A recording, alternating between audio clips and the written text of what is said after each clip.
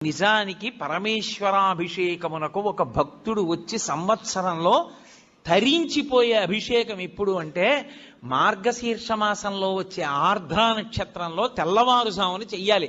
చిదంబరంలో నటరాజస్వామికి చిదంబరంలో మోక్షలింగము అని శంకరాచార్యులు వారు పరమశివుడి దగ్గర నుంచి 5 లింగాలు తీసుకొచ్చారు.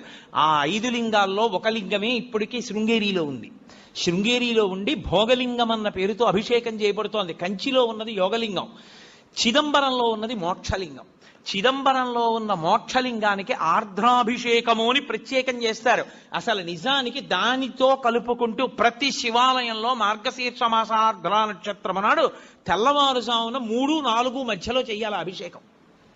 దేవాలయాన్ని మంగళ వాయిద్యాలతో పరమేశ్వరుణ్ణి మేల్కొల్పి ఉత్సవమూర్తుల్ని తీసుకొచ్చేసి గబగబా ఆలయాన్నంతటినీ శుద్ధి చేసుకోవాలంటే సిద్ధం చేసుకుని పరమేశ్వరుడికి అభిషేకం చేస్తారు. గడ గడ గడ గడ